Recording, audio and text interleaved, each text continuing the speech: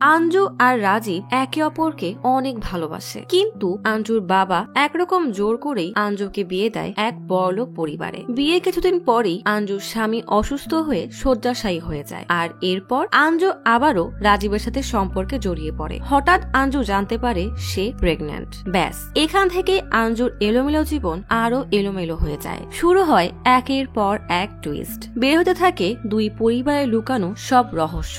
এমনই suspense, drama আর নিজের সাথে নিজেরই লড়াইয়ের গল্প নিয়ে আজ এক্সপ্লেন করব সম্প্রতি মুক্তিপ্রাপ্ত মুভি উল্লু ঝুক্কু, যার অর্থ নিজের ভেতরের ঝড়। আজকের গল্পটা একদমই ভিন্ন ধাঁচের, কারণ এই গল্প একবার শুরু করলে প্রতি মুহূর্তে এটাই জানতে ইচ্ছা হবে যে এরপরে ঠিক কি হতে চলেছে।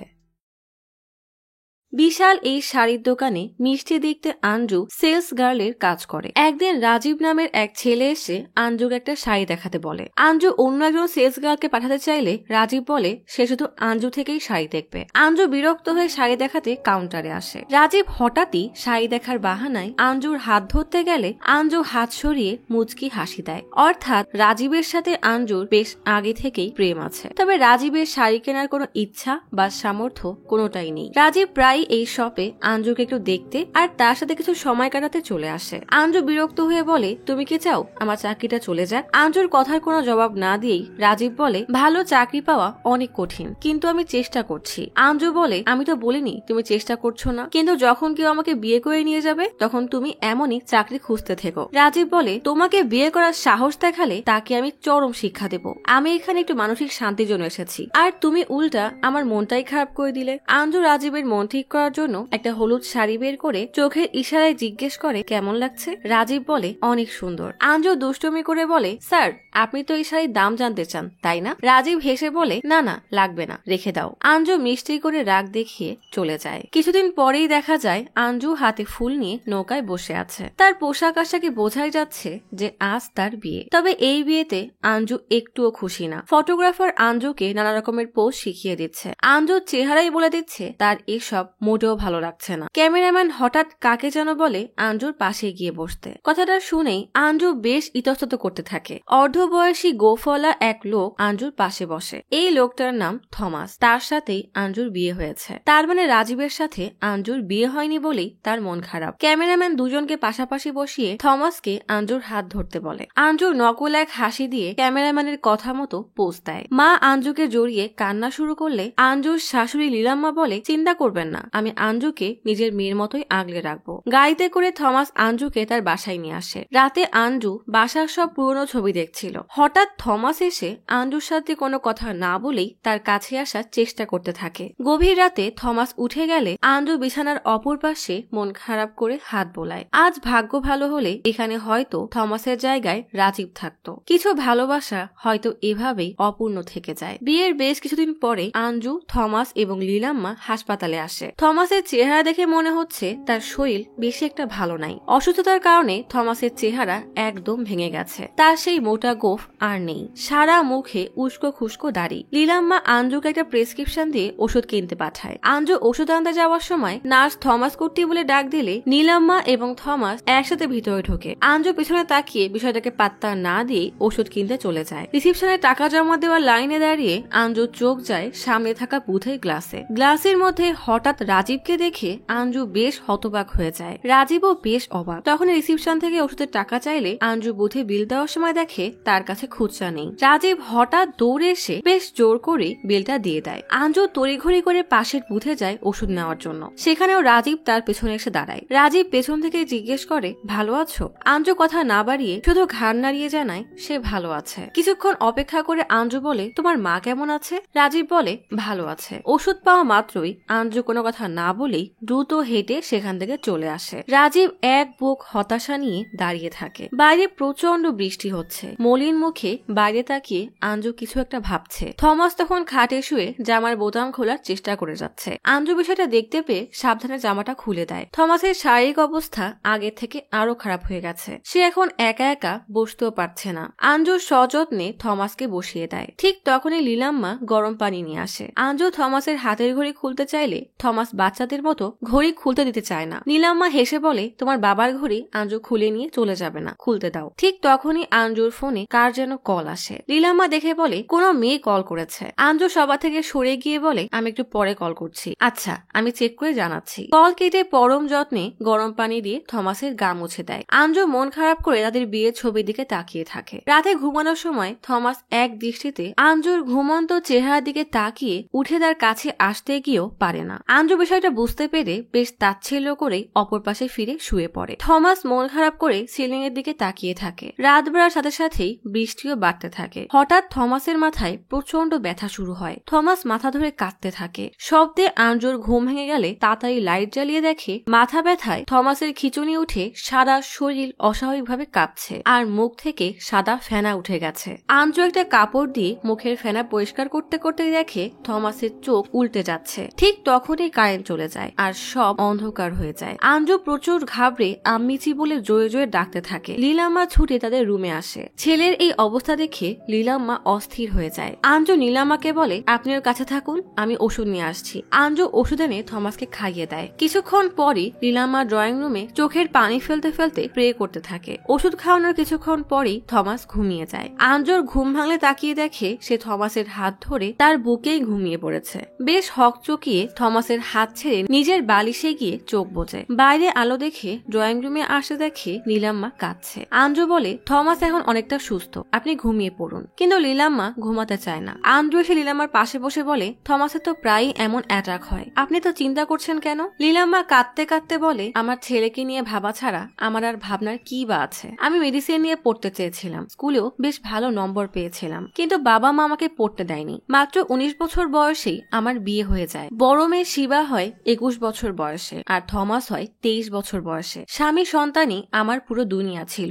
এই বাড়িটাও তখন কত প্রাণবন্ত ছিল। ছেলেমেয়েরা কলেজে ওঠে। হঠাৎ এরকম এক ঝুম বৃষ্টির রাতে থমাসের বাবা মারা যায়। আমি আমার সন্তানদের নিজের সর্বোচ্চ দিয়ে মানুষ করি। সেবার বিয়ে হয়ে যাওয়ার পর সে নিজের পরিবার নিয়ে ব্যস্ত থাকে। আমি আর আমার ছেলে একা হয়ে যাই। মাঝে মাঝে মনে হয় সৃষ্টিকর্তা আমার আর আমার ছেলের সুখ সহ্য করতে পারে না। বলেই নীলাম্মা কাঁদতে থাকলে আঞ্জু তাকে সান্ত্বনা দেয়। পরের দিন আঞ্জু চামচে করে থমাসকে খাইয়ে দিচ্ছে। থমাসের শরীরের অবস্থা এখন এতটাই খারাপ যে সে নিজে নিজে খেতেও পারে না, কিন্তু তার হাতে তবলা। বোঝাই যায় তবলা তার সব থেকে প্রিয় জিনিস। খাওয়ানো শেষ হলে আঞ্জু থমাসকে বলে, মা ওষুধ দিলে চুপচাপ খেয়ে নিবে, আমি বিকালের আগেই চলে আসবো। আঞ্জুকে তৈরি হতে দেখে নীলাম্মা বলে, কোথায় যাচ্ছ? বাইরে তো অনেক বৃষ্টি। আঞ্জু বলে, বৃষ্টি তো যে কোনো সময় চলে আসে, আমার নৌকার সময় হয়ে যাচ্ছে, এই নৌকা গেলে আর পাবো না। নীলাম্মা বলে, আগে কিছু খেয়ে তো নাও। বলেই আঞ্জুকে জোর করেই খাবার টেবিলে বসায়। আঞ্জু দ্রুত খাবার খেতে থাকে আর নজর রাখে যে বোট আবার চলে না যায়। নীলাম্মা বলে, সাথানকে ওষুধ আনতে বললেই তো হয়। আঞ্জু বলে, তার প্রয়োজন নেই, আমি নিয়ে আসবো। আঞ্জু দ্রুত খাবার শেষ করে বলে, ওষুধের লিস্টটা কোথায়? নীলাম্মা বলে, আমার ঘরে সেলফের উপরে আছে। আঞ্জু ঘরে এসে আলমারি খুলে একটা ফাইল থেকে প্রেসক্রিপশন নিতে গেলেই নীলাম্মা এসে বলে, আরে এটা না। বলেই একটা ফাঁকা বইয়ের ভিতর থেকে প্রেসক্রিপশন বের করে দিয়ে বলে, এই ওষুধগুলো আনতে হবে। লিস্টটা নিয়ে আঞ্জু দ্রুত বাড়ি থেকে বেরিয়ে পড়ে। আঞ্জু দ্রুত বাসা থেকে বেরিয়ে কোন রকমের বোটে ওঠে। আঞ্জু একটা হোটেলের সামনে দাঁড়িয়ে কারো আসার জন্য অপেক্ষা করতে থাকে। যদিও সে ওষুধ আনার নাম করে এসেছে, কিন্তু তার উদ্দেশ্য আসলে ভিন্ন। রাজীব হোটেল থেকে মোটরসাইকেল নিয়ে বেরিয়ে দ্রুত আঞ্জুকে হেলমেট পরিয়ে রওনা দেয়। আঞ্জু আর রাজীব চলে আসে রাজীবের বাসায়। সতর্ক দৃষ্টিতে রাজীব বাইরে ভালো করে দেখে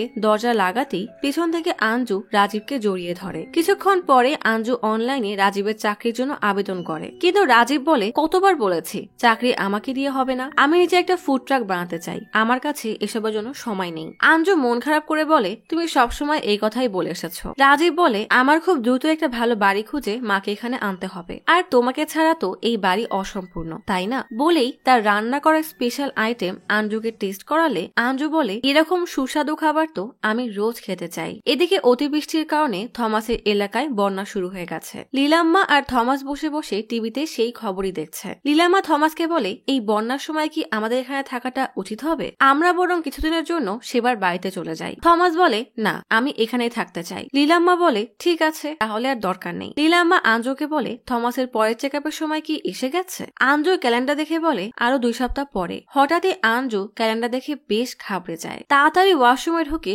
আঞ্জু প্রেগন্যান্সি কিট দিয়ে চেক করে। কিছুক্ষণ অপেক্ষা করার পর দেখে সে যে ভয়টা পেয়েছিল ঠিক তাই হয়েছে। রেজাল্ট পজিটিভ দেখে আঞ্জু আঞ্জু চিন্তায় পড়ে যায়। ওয়াশরুম থেকে বের হয়ে আঞ্জু ফোন হাতে বের হতে গেলেই নীলাম্মা বলে, তোমার মুখটা অমন ফ্যাকাশে লাগছে কেন? আঞ্জু মাথা নাড়িয়ে বলে, না না, আমি একদম ঠিক আছি। নীলাম্মা বলে, কোনো সমস্যা হলে আমাকে বলবে। ঠিক আছে বলে আঞ্জু কোনো রকমের বন্যার পানি ঢেলে বাড়ি থেকে কিছুটা দূরে এসে রাজীবকে কল দেয়। রাজীব তখন হোটেলে ওয়েটারের কাজ করছে। রাজীব কল রিসিভ করতেই আঞ্জু বেশ চিন্তিত হয়ে বলে, আমি প্রেগন্যান্ট। রাজীব যেন এরকম কিছু শোনার জন্য মোটেও প্রস্তুত ছিল না। আঞ্জু কাঁদো কাঁদো গলায় বলে, তুমি কোনো কথা বলছো না কেন? আমি ভয় পাচ্ছি, তুমি বুঝতে পারছো না? রাজীব বলে, তুমি শান্ত হও, যে কোনো পরিস্থিতিতে আমি তোমার সাথে আছি। আঞ্জু বলে, আমি তোমার কাছে চলে আসবো, আমি এখন এখানে কিভাবে থাকবো? ঠিক তখনই রাজীবকে বাড়ির একজন ডাক দিলে রাজীব কল কেটে চলে যায়। থমাস দেখে তার তবলাগুলো কিছুটা দূরে টেবিলের উপরে রাখা। আশেপাশে কাউকে দেখতে না পেয়ে থমাস উঠে দাঁড়ানোর চেষ্টা করে, কিন্তু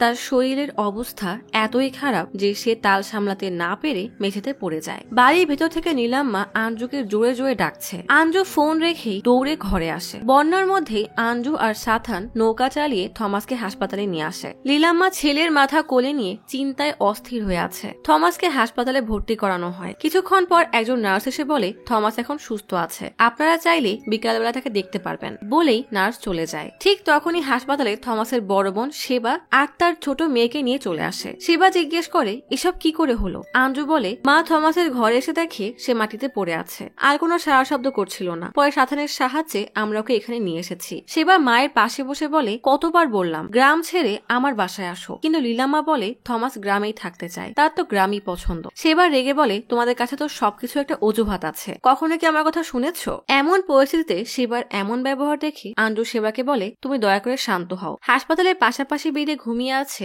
আঞ্জু আর লীলাম্মা। হঠাৎ রাতে আঞ্জুর ঘুম ভেঙে যায়। লাইট জ্বালিয়ে আয়নার সামনে সে নিজেকে দেখতে থাকে। অজান্তেই তার হাত পেটে স্পর্শ করে তার অনাগত সন্তানকে অনুভব করতে থাকে। পাশ থেকে লীলাম্মার কথায় আঞ্জু চমকে ওঠে। লীলাম্মা বলে, আমাকে তুমি আগে কেন বলনি? কতদিন হলো? আঞ্জু হকচকিয়ে কোনো কথাই বলতে পারে না। লীলাম্মা বলে, আমাকে বলতে তুমি এত ইতস্তত বোধ করছো কেন? আঞ্জু বলে, কই না তো, কিছুই হয়নি। লীলাম্মা বলে, আমি কদিন ধরে লক্ষ্য করছি তোমার মধ্যে অনেক পরিবর্তন এসেছে, তুমি কালই ডক্টর দেখাবে। আঞ্জু বলে, কিন্তু থমাসের এই অবস্থায়। আঞ্জুর কথা শেষ করার আগে লীলাম্মা বলে, থমাস জানলে তো অনেক খুশি হবে। আঞ্জুর মনে মনে ভয় হলেও জোর করে হাসার চেষ্টা করে। পরের দিন আঞ্জু হাসপাতালের কেবিনের দরজা বন্ধ করে রাজীবকে কল করে। রাজীব কল রিসিভ না করলে আঞ্জু তাকে একটা ভয়েস মেসেজ দিয়ে বলে, যত দ্রুত সম্ভব আমাকে কল করো, এখানে সবাই আমার প্রেগনেন্সি বিষয় জেনে গেছে, সবাই ভাবছে বাচ্চাটা থমাসের। ঠিক তখনই দরজায় কেউ নক করলে আঞ্জু দরজা খুলে দেখে তার বাবা মা এসেছে। আঞ্জুর মা বলে, আমাকে আগে কেন জানাওনি? এখন কিন্তু খুব সাবধানে থাকতে হবে। কিন্তু আঞ্জু কোনো কথার উত্তর দেয় না। আঞ্জুর মা বলে, তোমাকে জোর করে বিয়ে দিয়েছি, এই জন্য কি তুমি আমাদের উপর রাগ? আঞ্জু বলে, কে জানতো সবকিছু এরকম হয়ে যাবে? আঞ্জুর মা বলে, নীলাম্মা যখন আমাকে জানালো তখন আমি চমকে গিয়েছিলাম, তোমার আরো সাবধান থাকা উচিত ছিল। এ সময় বাচ্চা নেওয়াটা। ঠিক তখনই সেবা এসে বলে, থমাসের জ্ঞান ফিরেছে, দেখা করতে চাচ্ছে। সবাই থমাসের সাথে দেখা করতে চলে আসে। কেবিনের বাইরে দাঁড়িয়ে নীলাম্মা আঞ্জুকে বলে, এখন এই বাচ্চাটাই পারে আমাদের সংসারের শান্তি ফিরিয়ে আনতে, তোমার থমাসকে খবরটা জানানো উচিত, হয়তো বাচ্চার কথা শুনে সে সুস্থ হওয়ার জন্য উৎসাহ পাবে। নার্স এসে ডাকলে সকলে কেবিনের ভিতরে চলে আসে। থমাস আঞ্জুকে দেখে অনেক খুশি হয়ে যায়। আঞ্জুর হাত ধরে থমাস হাসতে থাকে, কিন্তু আঞ্জুর হাত ধরার সাথে সাথেই থমাসের কি যেন হয়। থমাসের হার্টবিট হঠাৎই বেড়ে যায়। থমাসের প্রচুর কষ্ট হতে থাকে। নিজের সর্বশক্তি দিয়ে আঞ্জুর হাত চেপে ধরে। কিছুক্ষণ পরই ডক্টর চলে আসে। আঞ্জু হতবাক হয়ে শুধু তাকিয়েই থাকে। সে ঠিক বুঝতে পারছে না তার কি করা উচিত। কোন রকমে থমাস থেকে হাত ছাড়িয়ে এক কোনায় গিয়ে দাঁড়িয়ে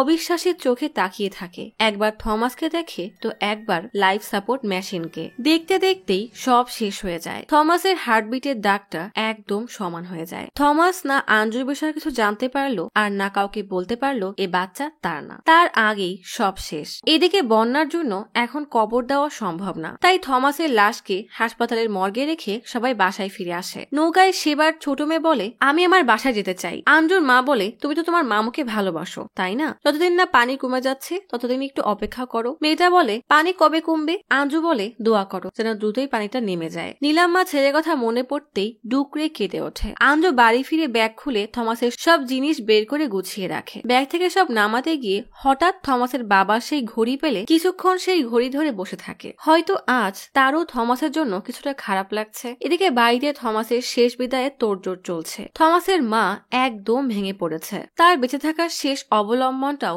সে আজ হারিয়ে শোকে কাতর। হঠাৎ আঞ্জু খাটিয়া গোছাতে গোছাতে হাঁটতে ক্লান্ত হয়ে মাথা ঘুরিয়ে পড়ে যেতে গেলেই আঞ্জুর মা আর এক মহিলা এসে কোনো রকমে ধরে তাকে ঘরের ভেতরে নিয়ে আসে। নীলাম্মা ঘুমান্ত আঞ্জুর পাশে বসে পেটে হাত বুলিয়ে দেয়। আঞ্জুর ঘুম ভাঙলে নীলাম্মা এক গ্লাস দুধ দিলে আঞ্জু বলে, মা আপনি এখন যেতে পারেন, আমি ঠিক আছি। নীলাম্মা বলে, আমি যদি তোমার খেয়াল না রাখি তাহলে থমাসের কাছে কি জবাব দিব? বলে আঞ্জুকে জোর করে পুরো দুধটা খাইয়ে দিয়ে বলে, তুমি শুয়ে পড়ো, আমি এখানেই আছি। নীলাম্মার এতটা যত্ন আর ভালোবাসা দেখে আঞ্জুর অপরাধ বোধ আরো তীব্র হয়। সে মুখ বুজে কান্না করতে থাকে। বন্যার পানি কিছুটা কমলে থমাসের শ্রাদ্ধের কাজ সম্পূর্ণ করা হয়। নীলাম্মা থমাসের ছোটবেলা দোলনা স্টোর রুম থেকে নামিয়ে আনে। আঞ্জু বলে, এখনই কেন বের করছেন, এখনো তো অনেক সময় বাকি। নীলাম্মা বলে, এদিকে একটু উঁচু করে ঘর বানাবো যেন পানি উঠতে না পারে, বাচ্চা থাকতে অসুবিধা হবে না। আঞ্জু বলে, এখনো দেরি আছে, আর ততদিনে পানিও থাকবে না। নীলাম্মা বলে, সময় তো চোখের পলকেই চলে যাবে, একবার সব ঠিক হয়ে যাক, আমি সব সম্পত্তি তোমার নামে লিখে দিব।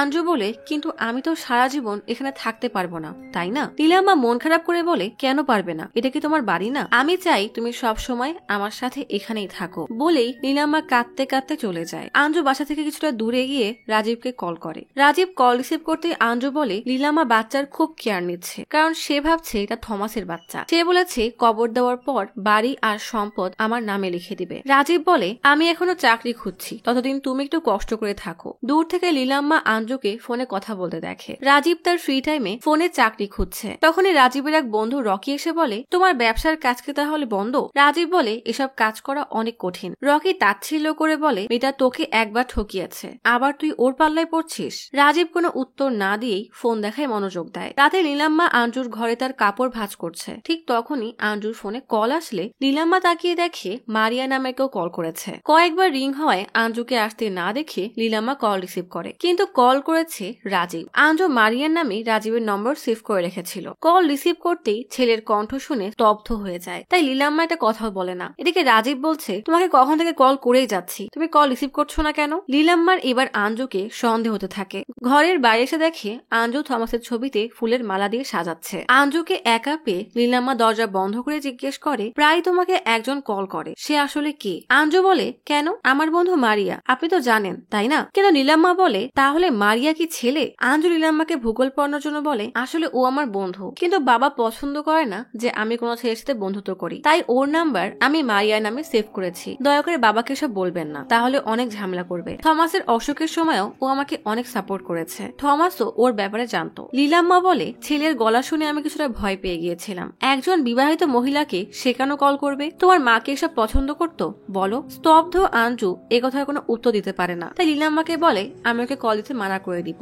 নীলাম্মা থমাসের ঘরে তার কিছু ছবি টানিয়ে দেয়। আঞ্জু আসতেই বলে, বাচ্চা যদি তার বাবার ছবি না দেখেই বড় হয় তাহলে কি হয় বলো? ঠিক তখনই আঞ্জুর ফোন বেজে উঠলে নীলাম্মা বলে, তোমার সেই বন্ধু ফোন করেছে তাই না? আঞ্জু বলে, আমি ওকে ফোন করতে নিষেধ করে দিচ্ছি। নীলাম্মা বলে, তার প্রয়োজন নেই, তবে সাবধানে থেকো, বিষয়টা যেন বাড়াবাড়ি পর্যায়ে না যায়। নীলাম্মা থমাস আর সেবার ছবি খুঁজতে চলে যায়। আঞ্জু দেখে পুরো ঘরে থমাসের ছবি টানানো। এইসব ছবি যেন তার অস্বস্তি আরো বাড়িয়ে দেয়। আঞ্জুকে দেখে মনে হচ্ছে সে এখন 9 মাসের অন্তঃসত্ত্বা। একটা সাদা জামা পরে ঘরের মাঝেই দাঁড়িয়ে আছে। অদ্ভুত ভাবে ঘরের মধ্যেই বৃষ্টি হচ্ছে, সারা ঘরে পানি। ঠিক তখনই সেখানে থমাস এসে আঞ্জুকে জড়িয়ে ধরে আনন্দে ঘুরতে ঘুরতে বলে, বাচ্চার নামও থমাস রাখি। আঞ্জু প্রচুর ভয় পেয়ে যায়। থমাস আঞ্জুর পেটের কাছে নিজের কান রেখে বাচ্চার শব্দ শোনার চেষ্টা করে। তারপর আঞ্জুকে জিজ্ঞেস করে, ও আমাকে বাবা বলে ডাকছে না কেন? আঞ্জু কোনো উত্তর দিতে না পারলে থমাস আঞ্জুকে পেছন থেকে জড়িয়ে ধরে পেটে ভীষণ জোরে চাপ দেয়।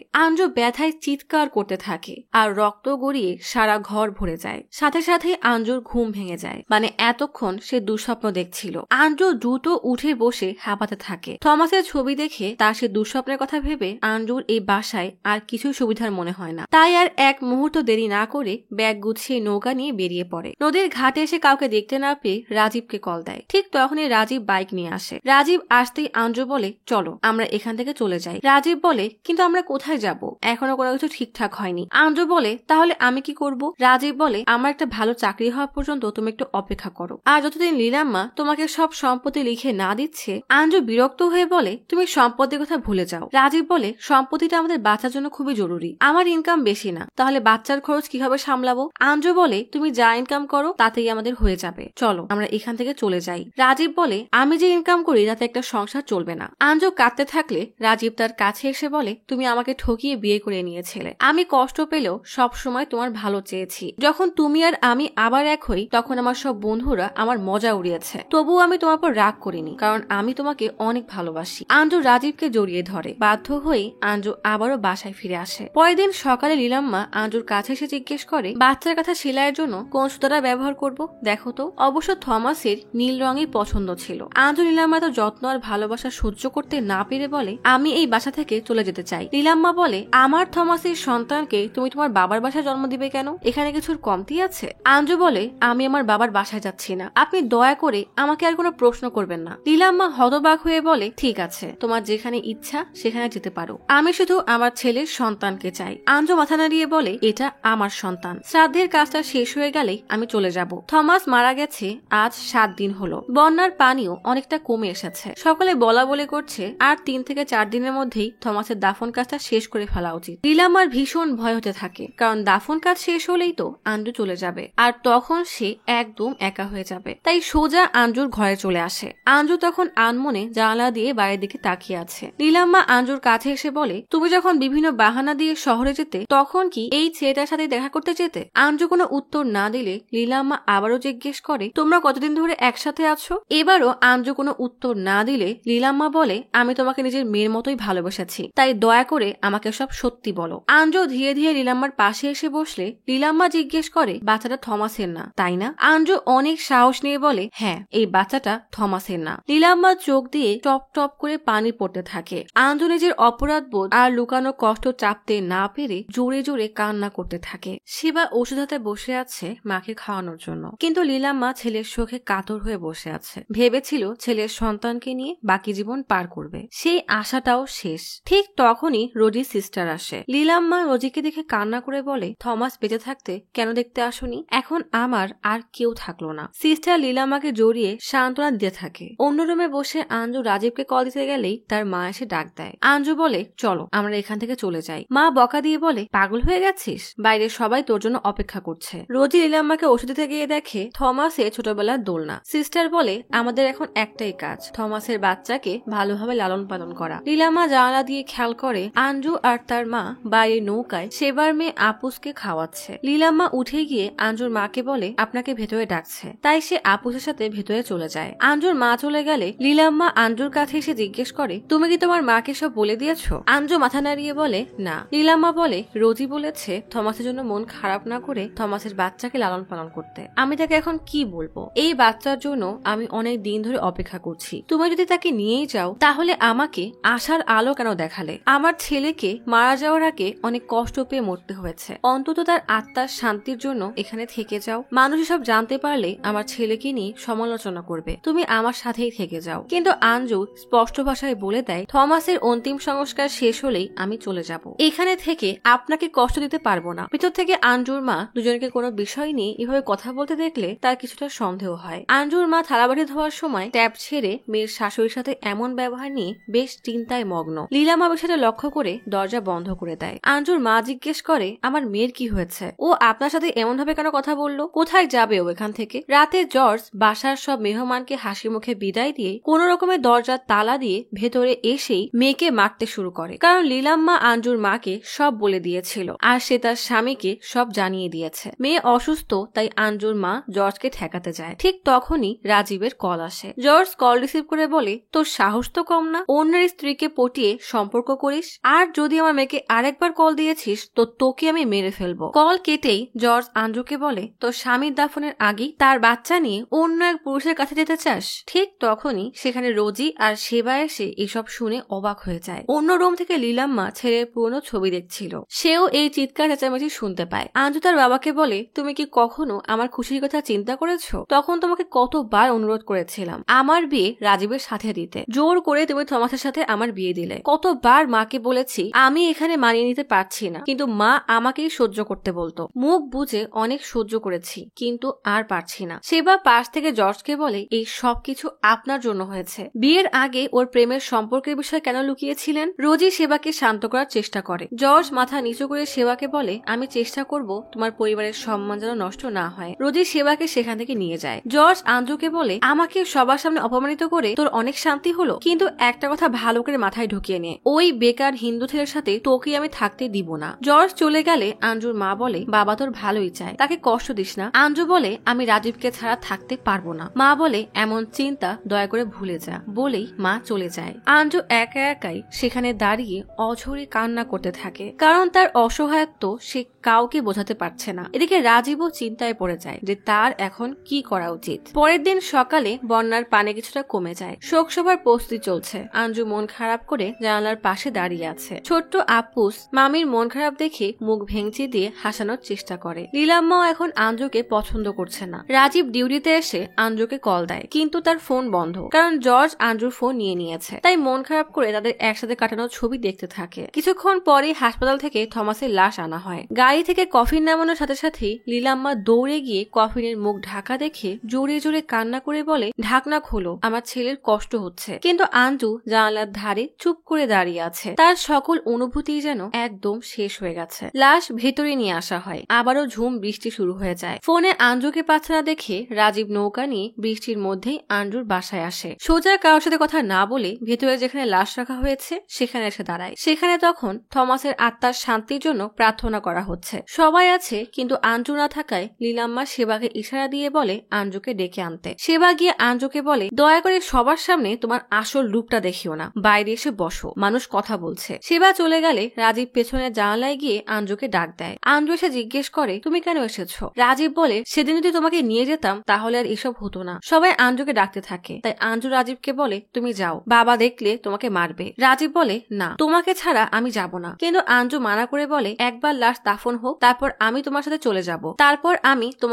যাব। জর্জ কবরস্থানে এসে দেখে ভারী বর্ষণে পানি উঠে যাওয়ার জন্য সেখানে কবর দেওয়ার মতো অবস্থা নেই। বাসায় এসে লীলাম্মাকে বলে আমি কি শহরের কবরস্থানের ব্যবস্থা করব? লীলাম্মা বলে পানি খুব তাড়াতাড়ি নেমে যাবে, লাশ ওখানে দাফন করতে হবে, ওটা আমাদের পারিবারিক কবরস্থান। জর্জ বলে আর কত অপেক্ষা করব? কেউ জানে না এই বৃষ্টি কখন থামবে। লীলাম্মা বলে আমি কাউকে বেঁধে রাখিনি, কারো যদি যেতে মন চায় সে যেতে পারে। আমাদের পরিবারের একটা সম্মান আছে, সেটা সবাই বুঝবে না। জর্জ বলে বেশি দিন কফিনে থমাসকে রাখা যাবে না, লাশে পচন ধরে যাবে। লীলাম্মা বলে যতদিনই লাগুক না কেন থমাসকে ওর বাবার পাশেই দাফন করা হবে। লীলাম্মা আঞ্জু রুমে এসে বলে তুমি কেন প্রার্থনার সময় গেলে না? এটা নিয়ে মানুষজন কথা বলা শুরু করে দিয়েছে। আঞ্জু বলে আমার ভালো লাগছিল না। এটাও তো আপনার বোঝা উচিত মা। লীলাম্মা থামিয়ে দিয়ে বলে আমাকে আর মা বলে ডাকবে না। অনেকেই আমাদের পরিবারের সম্মান নষ্ট করার জন্য ওত পেতে আছে, আর আমি বেঁচে থাকতে তা হতে দিব না। যাও তোমার স্বামীর পাশে গিয়ে বসো। ঠিক তখনই সিস্টার আসে। আঞ্জু বলে আমার শরীর ভালো না, এটা কি কেউ বুঝতে পারছে না? সিস্টার আপনি বোঝান। সিস্টার লীলাম্মাকে বলে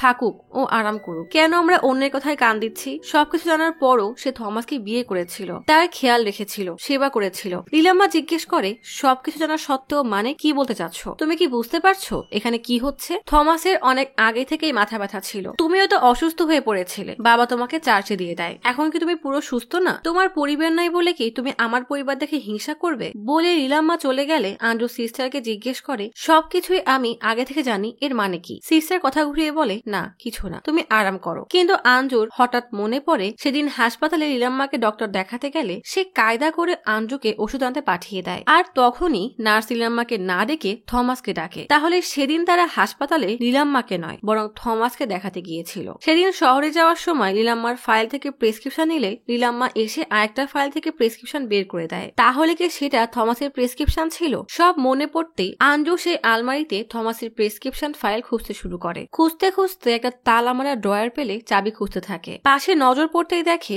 সেলফের উপরে চাবি রাখা। ড্রয়ার খুলতেই দেখে থমাসের মেডিকেল রিপোর্ট। আঞ্জু পড়ে দেখে থমাসের ব্রেইন টিউমার ছিল, আর প্রত্যেকটা প্রেসক্রিপশনের ডেট অনুযায়ী থমাসের মাথা ব্যথার কারণে তাকে বিয়ের আগেও অনেকবার ডক্টর দেখিয়েছে। অর্থাৎ লীলাম্মা আগে থেকেই থমাস যে অসুস্থ তা জানতো। তারপরও থমাসকে আঞ্জুর সাথে বিয়ে দিয়েছে। এসব দেখে আঞ্জু চুপচাপ থমাসের কফিনের সামনে বসে থাকা নীলাম্মার কাছে এসে তাকে লুকিয়ে রাখা প্রেসক্রিপশন আর রিপোর্টের ফাইল দেখায়। সবার সামনে কিছু বলবে না, তাই দুজনে ভেতরে চলে আসে। লীলাম্মা দরজা লাগিয়ে জিজ্ঞেস করে এই ফাইল ওখানে কেন নিয়ে গেছো? হ্যাঁ, বিয়ের আগে থমাসের একবার ব্রেন টিউমার ধরা পড়ে, চিকিৎসা করালে পরে ঠিক হয়ে যায়, ব্যাস।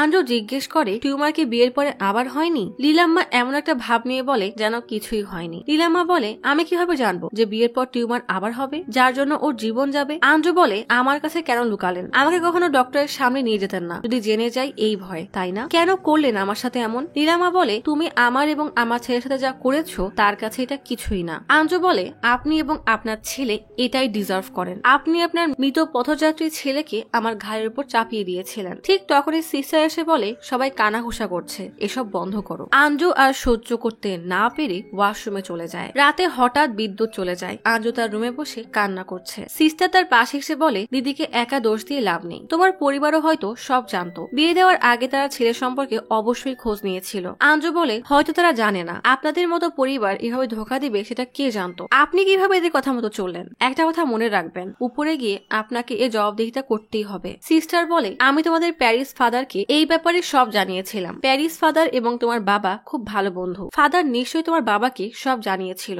আঞ্জু বলে না, কোনো বাবা জেনে শুনে মেয়েকে এমন জায়গায় বিয়ে দিবে না। তবুও সিস্টারকে ভুল প্রমাণ করতে দৌড়ে ভেতরে আসে। এদিকে জর্জ তার স্ত্রীকে জিজ্ঞেস করে আঞ্জু কি তোমাকে বলেছিল যে সে এখানে ভালো নেই, কষ্টে আছে? ঠিক তখনই আঞ্জু এসে তার বাবাকে জিজ্ঞেস করে ফাদার কি তোমাকে থমাসের টিউমারের বিষয়ে কিছু বলেনি? জর্জ বলে কিসব ফালতু কথা বলছিস, জানলে কি আমি তোকে এখানে বিয়ে দিতাম? আঞ্জু বলে সেজন্যই তো জিজ্ঞেস করছি, কেন করলে আমার সাথে এমন? আমার পুরো জীবনটা শেষ করে দিয়েছ। আঞ্জুর মা আঞ্জুকে থামিয়ে দিয়ে বলে তোর বাবা কিছুই জানে না। ফাদার যখন বাসায় এসেছিল তখন জর্জ বাসায় ছিল না। আমি কখনো ভাবিনি যে এমন কিছু হয়ে যাবে। ভালো পরিবার, ভালো ছেলে, তুই সুখে থাকবি এটাই ভেবেছিলাম। তোর কি মনে হয় আমি তোর খারাপ চাইবো? মায়ের এমন কথা শুনে আঞ্জু বাকরুদ্ধ হয়ে যায়। তার মা সব জেনেও তার সাথে এত বড় অন্যায় কিভাবে করলো? আঞ্জু কান্না করতে করতে মাকে জিজ্ঞেস করে থমাস যখন অসুস্থ হয়ে পড়লো তখন কেন আমাকে বলনি? তখন অন্তত বলে দিতে না, তুমি তখন চেয়েছিলে আমি যেন তার সেবা করতে করতেই পচে গলে মরি। আঞ্জু কান্না করতে করতে সেখান থেকে চলে যায়। জর্জ জিজ্ঞেস করে আর কিছু আছে যা তুমি আমাকে বলনি? বাবা মায়েরা সন্তানের খুব বেশি ভালো করতে গিয়ে যে তার ফলাফল খারাপও হতে পারে সেটা তারা কখনোই চিন্তা করে না। তাদের একটা ভুল সিদ্ধান্তের জন্য আজ কতগুলো জীবন এলোমেলো হয়ে গেছে। অনেক চিন্তা ভাবনার পরে নিজেকে কোন রকমের সামলে আঞ্জু রিরাম্মার পাশে এসে বসে। সামনে থমাসের কফিন। আঞ্জু বলে আপনি সবসময় বলতেন সৃষ্টিকর্তা নাকি আপনার পরিবারের খুশি দেখতে পারে না। সৃষ্টিকর্তার কথা বাদতেন, কোন মানুষও আপনার পরিবার নিয়ে হিংসা কেন করবে তার তো কোনো কারণ দেখছি না। এগুলো আপনার ভ্রম ছাড়া আর কিছুই না। থমাসের বাবা কখনো থমাসকে জড়িয়ে ধরেনি, চুমু খায়নি, কখনো আদর করে কাছে টেনেও নেয়নি। আপনাদের সবার একসাথে হাসি খুশি স্মৃতি থাকলেও থমাসের নেই। আপনার স্বামী আপনার সাথে কখনোই থাকতো না। সে তার মৃত্যুসজ্জায় থমাসকে এটা ঘুরে দিয়েছিল। আপনি এটাকে বাবা ছেলের প্রতি ভালোবাসা বলছেন? আর যে যাই বলুক না কেন আমি রাজীবের সাথেই আমার বাকি জীবন কাটাবো। লীলামা তখনও দম্ভের সাথে বলে সামনে তোমার মৃত স্বামীর লাশ। আঞ্জু বলে বিয়ে হলেই স্বামী হওয়া যায় না। থমাসের শুধু একটা স্ত্রী আর তার খেয়াল রাখতে পারে এমন একজনকে দরকার ছিল। এই মানুষটা কখনো আমার দিকে ভালোবাসার নজরে তাকায়নি, কখনো ভালোবেসে আমার মনের কথা জানতে চায়নি, শুধুমাত্র নিজের স্বার্থটাই হাসিল করেছে। লীলামা বলে বিবাহিত হওয়া সত্ত্বেও অন্য পুরুষের সাথে সম্পর্ক, তার বাচ্চা নিয়ে ঘুরে বেড়ানো, এটা আমাদের পরিবারে আগে কখনোই হয়নি। আঞ্জু বলে আমার এবং রাজীবের ভালোবাসা আপনি কখনোই বুঝবেন না, কারণ আপনার স্বামী কখনো আপনাকে ভালোই বাসেনি। আপনি কেন ওই সাধারণ বিষয়টা বুঝতে পারছেন না বা বোঝার চেষ্টাও করছেন না? রেগে আঞ্জু সেখান থেকে চলে যায়। লীলাম্মা সেখানেই ছেলের লাশের পাশে শোকে পাথর হয়ে বসে থাকে। এদিকে রাজীবও ঠিকমতো কাজে মন দিতে পারে না। লীলাম্মা রোজিকে বলে এর আগে অনেকগুলো বিয়ের সম্মত ভেঙে গিয়েছিল, সেই জন্য আমি এইবার টিউমারের বিষয়টা লুকিয়ে রেখেছিলাম, কিন্তু তুই বলে ভালোই করেছিস। আমি শুধু থমাসকে খুশি রাখতে চেয়েছিলাম, আঞ্জুকে ধোকা দিতে চাইনি। তবুও আমার ওকে বলা উচিত ছিল। রোজি বলে আঞ্জুর পরিবারও তো আমাদেরকে জানায়নি যে আঞ্জুর সম্পর্ক ছিল আর সে এই বিয়েতে রাজি ছিল না। এদিকে বৃষ্টি থামার নামই নিচ্ছে না। পানি ঘরের ভিতরে চলে এসেছে, তাই ইট দিয়ে কফিন উঁচু করে দেওয়া হয়। জর্জ লীলাম্মার কাছে এসে জিজ্ঞেস করে এসব কি? লীলাম্মা বলে আমি জানতাম না যে আঞ্জু থমাসের সাথে খুশি না। আমি তো ছেলের সুস্থতার জন্য দোয়া করে যেতাম। জর্জ বলে আমি আগে জানলে বিয়েটা দিতামই না। লীলাম্মা বলে কিন্তু আপনার স্ত্রী তো জানতো। আপনি আঞ্জুকে ওর পছন্দের ছেলের সাথে বিয়ে দেননি, বরং থমাসের সাথে জোর করে বিয়ে দিয়েছেন। তাই একে অপরকে দোষ দিয়ে আর লাভ নেই। আপনার উচিত ছিল আঞ্জুর পছন্দের ছেলের সাথে বিয়ে দেওয়া। জর্জ বলে মরে গেল না, আমি খুবই সাধারণ জীবন যাপন করি। আপনার পরিবারের মতো সম্মানী কিংবা বড় পরিবার আমার নেই, কিন্তু সম্মান আছে। লীলাম্মা বলে কিসের সম্মান? আর এই সম্মান দিয়ে কি হবে যদি আমাদের ছেলেমেয়েরাই খুশি না থাকে? আঞ্জু তো আপনারই মেয়ে, তার জেদও আপনার মতো। আমাকে বলে দিয়েছে এসব শেষ হলে সে চলে যাবে, তাই আমি দাফনে দেরি করছিলাম। যদি ওর মন বদলায়, কিন্তু এসবে কোনো লাভ হবে না। তাই আপনি যেমন বলেছিলেন যত দ্রুত সম্ভব শহরে দাফনের ব্যবস্থা করেন। আঞ্জু ওই ছেলেকে অনেক ভালোবাসে। আপনি যদি জেদ ধরে বসে থাকেন কষ্টটা আঞ্জুই পাবে। আপনি কি তাই চান? জর্জ কোনো উত্তরই দেয় না। জর্জ অনেক চিন্তা ভাবনা করে আঞ্জুর রুমে এসে টেবিলে আঞ্জুর ফোন রেখে চুপচাপ চলে যেতে গেলেই আঞ্জু ডেকে বলে কিছু তো বলো। জর্জ বলে লীলাম্মা তোর পক্ষেই কথা বলেছে, একবার দাফন হয়ে গেলে চলে যাস। আঞ্জু কিছু বলতে গেলে জর্জ বলে থাক বলিস না, তোর মা অনেক কষ্ট পাবে। বলেই জর্জ চলে যায়। আঞ্জু মারিয়া নাম ডিলিট করে রাজীবের আসল নামে নম্বর সেভ করে রাজীবকে কল দেয়। আঞ্জু বলে আমাদের জন্য বাসা দেখো, বাবা রাজি হয়ে গেছে, আমি দাফনের দিনই চলে আসবো। রাজীব জিজ্ঞেস করে কিভাবে রাজি হলো। আঞ্জু থমাসের টিউমারের বিষয়টা জানিয়ে দেয়। রাজীব জিজ্ঞেস করে লীলাম্মার সম্পত্তি দেওয়ার বিষয়ে কিছু জানিয়েছে বা তুমি জিজ্ঞেস করেছো। আঞ্জু বলে না, এসবের আর কি দরকার, আমি যখন এই জায়গায় থাকবোই না। রাজীব বলে বোঝার চেষ্টা করো, সম্পত্তিটা পেলে আমাদের কিছুটা সমস্যার সমাধান হয়ে যাবে। রাজীবকে তার বস ডাক দিলে সে কল কেটে চলে যায়। আঞ্জু লীলাম্মার কাছে সম্পত্তির কথা জিজ্ঞেস করতে আসে। ঠিক তখনই সেবা এসে আঞ্জুকে গালমন্দ করে বলে লজ্জা করে না, এসব করেও মুখ উঁচু করে ঘুরে বেড়াচ্ছ, তুমি আসলে নির্লজ্জ। লীলাম্মা থামতে বললে সেবা লীলাম্মাকে বলে তুমি ওর পক্ষ নিলে আমরা তোমার সাথে থাকবো না। লীলাম্মা বলে যখন থমাস অসুস্থ হয়ে পড়েছিল তখন তোমার এত ভালোবাসা কোথায় ছিল? আঞ্জুই থমাসের পাশে ছিল, খেয়াল রেখেছিল। সেবা বলে মা, তোমার এসব কথার জন্যই থমাসের আত্মা শান্তি পাবে না। আঞ্জুকে বলে তুমি